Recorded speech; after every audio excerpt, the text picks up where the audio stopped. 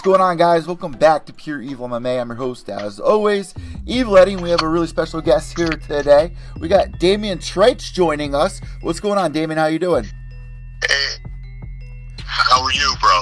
I'm doing good. So I just want to catch everybody up. I mean, I actually met you. Let me interrupt you real quick, and I just want to start by saying, I apologize for coming off the wrong way on your Jesse interview.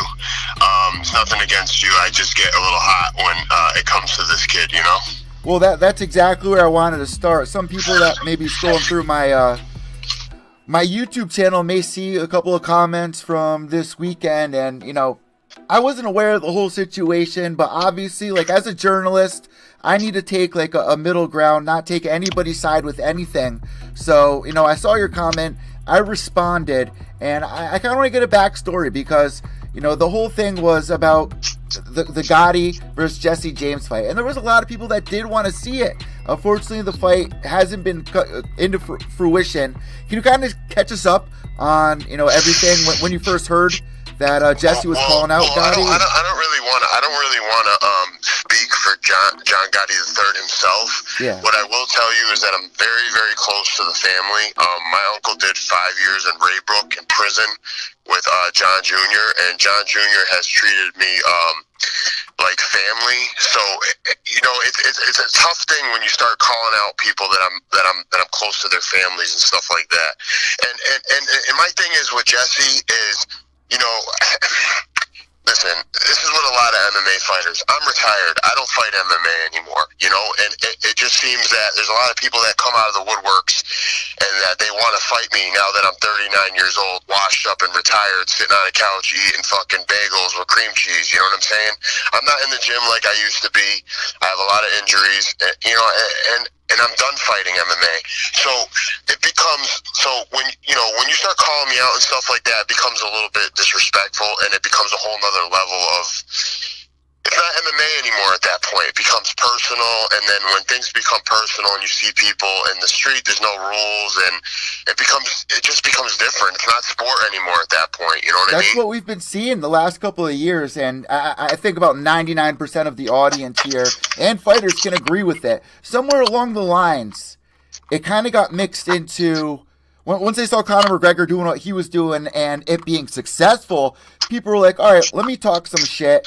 And, there's a difference between playing the game and actually crossing lines that can actually, offend a lot of people out there. And it's happening a lot now. Yeah, I don't know, man. I honestly, I used to love MMA, man. I love the sport, but the direction it's kind of gone in, it's gone in, and I've been guilty of trash talk in the past, man.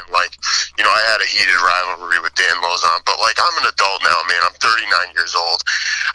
My thing is, man, I got a kid, I got a son and stuff like that, and I'm just trying to do the best thing I can for my son at the end of the day. I'm not a fighter anymore, and when people cross a certain line with me, what's considered crossing the line?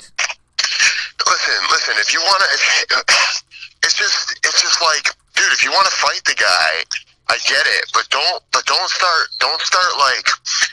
harping on the guy every time. You keep bringing him up, and then you got all your boys jumping in saying that he's scared and stuff like that. I mean, it's laughable. You know what I'm saying? I mean, the kid's definitely not afraid, and quite frankly, that kid has dynamite in his hands. I honestly don't see him standing. I honestly don't see Jesse James taking too many of John Gotti III's punches. That's just my personal opinion. And again, maybe I'm biased because I am a Gotti supporter and they are friends of my family. But what I'm trying to avoid is kind of the sort of thing that happened with Conor McGregor and Khabib, where this incites into a group disturbance at an event. You know what I mean?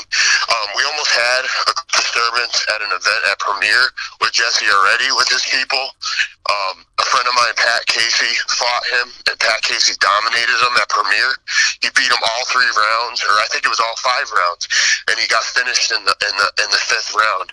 And hats off to Jesse for that. But then his father was recording Pat when Pat was knocked out, and I didn't think Brett was right for what he did. He was caught in the moment, but he slapped the phone out of Jesse's father's hand, and it almost caused like this big like melee. There was almost like a huge brawl in the crowd, and Jesse had to be escorted out by the police, from what I was told, and he was afraid. But these are the kind of sort of things that people don't understand.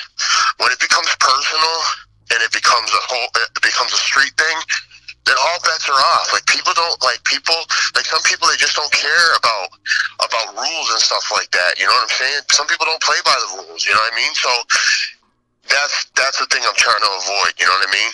And we're seeing more and more of that as the years go on. And, if there's one thing that people can take out of me and your discussion here is, a lot of people, someone's going to get hurt. And, I understand, like, people wanting to promote the sport, wanting to promote a fight, get excitement underneath it. But when, everyone gets involved and you're not, the line is crossed, like we keep saying. Bro, it gets scary. Crowd, it can be scary. The Gotti crew, when we come to an event, you got to remember, Gotti's father has a ton of connections. I mean, the family alone, it's a legendary name, they have a huge following. When you get a crowd like that, all riled up, it's going to be bad. Like, that's what people don't understand, you know what I mean? Like, and, it's just these kids, they don't get it, you know what I mean? Well, look what we saw this weekend. Colby Covington, the day after UFC 235 at the buffet at the casino, and here's Ali Abdelaziz and Usman that charged them. And this is outside the fight. There's no cameras. There's children. There's families, and it looks bad. It looks bad for the sport when it escalates to that. When it escalates to that. Bro, look at Khabib, man. Khabib was so fired up. He took that so personal. Look at what happened. He jumped into the crowd. That could have been a lot worse. Like, you got to understand, man, like, some people, they don't fight. The way I look at it is this. I'm 39 years old. If we get into a fight in the street, I'm protecting. It becomes like, all right, you're trying to do harm to me. Now I'm defending myself for my life. It becomes different. Do you know what I'm saying? Like, when someone hits me and they attack me in the street, it's not a fight anymore. You know what I mean? It's like, I'm 39 years old. I'm not gonna be rolling around in the street with someone. You know what I'm saying? It's just, bro. It's like, MMA is different than the street. There's no rules in the street. There's no referee. There's none of that. And, people fight in numbers and people use weapons and stuff like that. And again, you said it best. Bro, if you disrespect people's families, it's going to get bad and someone's going to get hurt. Do you know what I mean? Like, and I guess that's what the point I'm trying to make is. Look at social media. People are crossing lines every day on social media because they don't think there's going to be a repercussion for it. They think it's, kind of innocent, where it's like, I'm promoting the fight, but you keep going, you keep, pushing buttons, it's going to blow up. And people don't realize that sometimes, especially with the way social media is nowadays. And it's funny you bring that up, because there's so many, like, I get caught up in it, man, like, because I'm a hothead, bro, I really am, like, I'm guilty of it, like, I get into, like, these social media wars with people sometimes over the internet, and then I step back and I say to myself, so for me, I come from an era, man, where, like, if you had a beef with someone, you saw the person, you fought, and that was that, you know what I mean, like, you know what I'm saying? Like, I don't understand this whole, like, internet land, like, fucking tough guy, like, talking. Like, these people, they make fake accounts and, like, trash people over the internet. Like, just a fucking joke. Like, grow a pair of balls, you know what I mean? Like, you got something to say to somebody, go up to them and say it to their face. Because I'll tell you right now, if you got a problem with me and you come and approach me, we're going to fight. I might not win, but you'll know you were in a fight, you know what I mean? And just the way I am, dude, There's something about social media that makes it feel even more disrespectful. And it's not like I'm hiding. Like, dude, I'm at all the events. It's funny, all these people have everything to say over the internet and have nothing to say when they see me in person. Nothing. Nobody comes up to me. No one says, oh, you're Damien, so I'm so... And then they start running their mouth. It never happens. I see this all the time, too. I see this all the time. Right, it's just, dude, it's cowardly, man. It's, like, really cowardly. Like, anything that, like, I have to say about somebody, I'll be happy to say it to their face. Like, it's just, like, approach me, bro. Like, you know what I mean? It aggravates me, man. You know, I come from a different era, bro. You know what I mean? I'm 39. Like, I don't know how old you are, but in my day, that's all we did was fight growing up, you know? Well, the one thing about the social media that makes things even worse and is really, it could be really dangerous because now you're getting a whole bunch of people involved, taking sides, and then, you know, you feel some type of way at the end of it. Yeah, but and more importantly, not only that, don't run your mouth on the internet, and then when I see you, I'm gonna do something. Then you want to get the law involved. Like, it's just like that's another reason you got to be real careful what you say these days. People like to twist things. You know, next thing you know, they're going to the police. It's not even worth it. It's like almost like I just laugh. It's just like laughable to me. Like, it's like these dudes are so tough, and then when something happens and some shit starts to get real and stuff pops off, they're running for the door. They're headed to security, or they're fucking on the phone dialing 911. It's like, what happened? You know, like, I thought you were tough. I don't get it. I said this at the beginning, and, you know, as we get towards the end of this interview, I think the point really here is that somewhere along the line, people got confused. They got this false sense of promotion for what you have to do to become famous, to get noticed.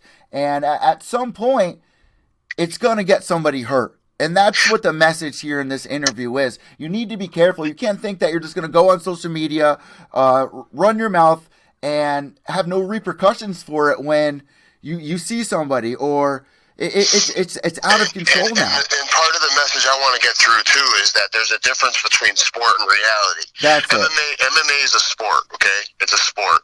It doesn't make you invincible. It doesn't mean you're untouchable. Just because you're the fucking toughest guy in an MMA ring doesn't mean you're untouchable.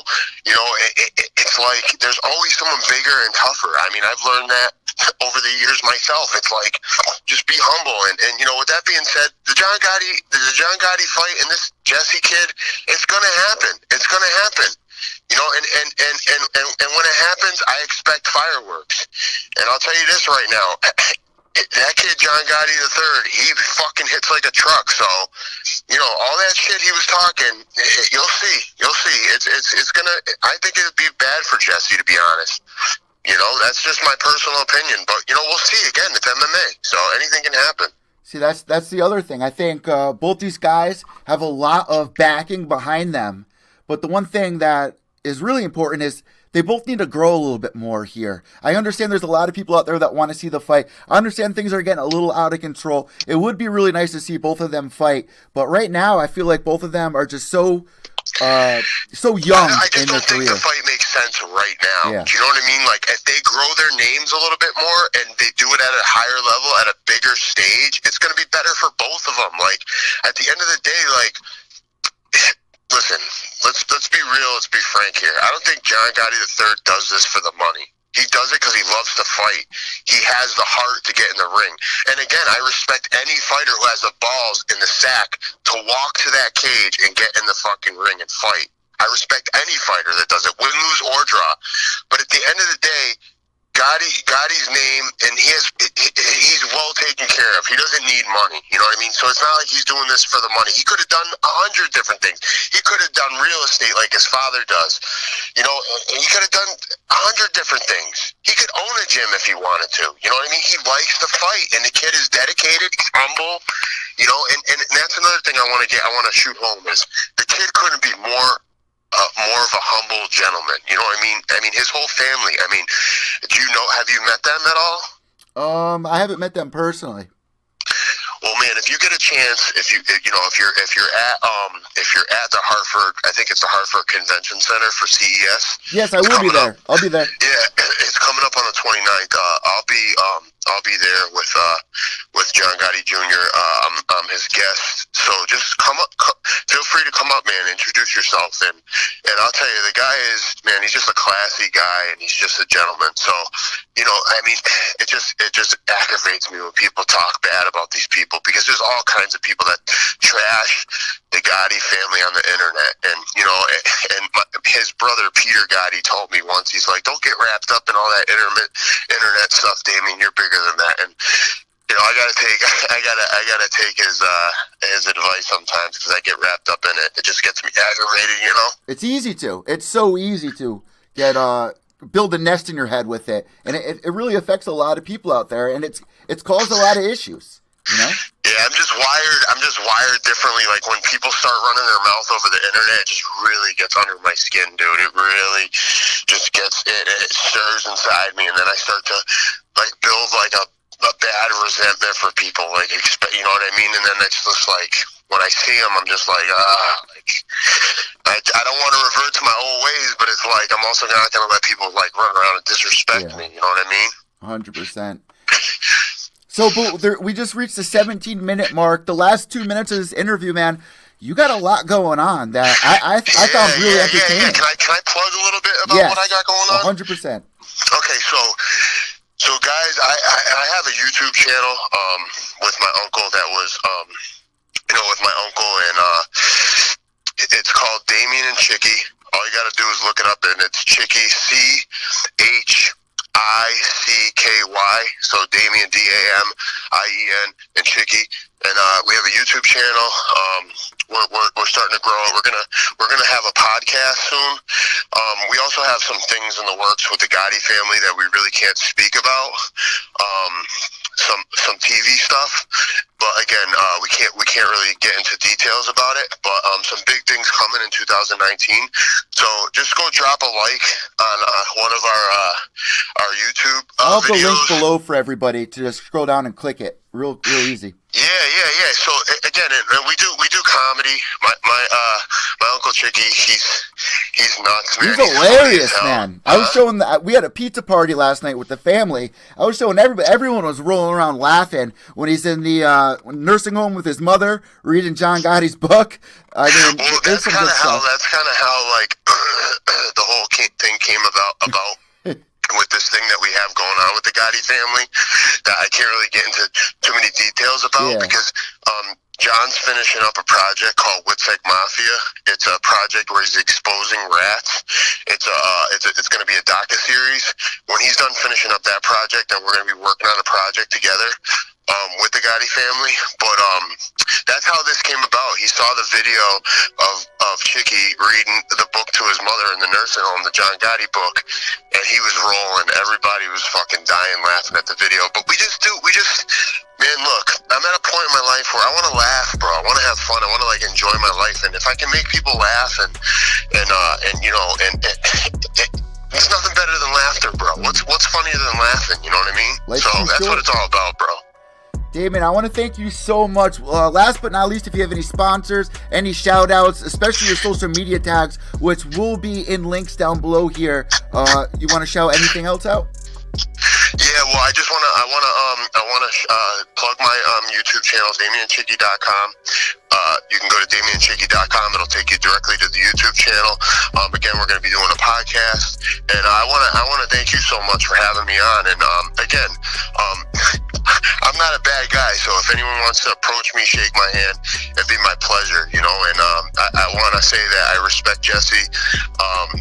But at the end of the day, just, you know, it'll come soon, and have a little respect. You know what I'm saying? That's all I'm saying. And I'm really happy that we did this. I think there's a really good message inside this interview. And, this new generation coming up, somebody's going to get hurt. So I really hope that we reach at least one person out there that might, think twice about, there's a difference between the game of mixed martial arts and the reality of things and lines being crossed. And we're seeing it more and more. Colby Covington, Conor McGregor, Habib. So I want to thank you so much, Damien, and I'll see you in a couple of weeks at CES. Thank you so much, man. I appreciate it. All right, God bless. All right, you too. There you guys go. Damien Trites joining us. And it's so funny how this came about. He jumped on my interview with Jesse, and he had a couple of things to say, and I was like, oh, well, I'm not going to let somebody call me a goof. So we kind of got into it, and I was like, you know what? Why don't you come on my show, and we'll talk this out. And I'm so glad that we did. Damien's clearly a really nice guy. I'm closing it out right now. Hold on. So guys, subscribe down below. Give us a thumbs up. I'm Evil Eddie from Pure Evil MMA. White knuckles till the end. Remember, without evil, there's no purity. Behave yourselves.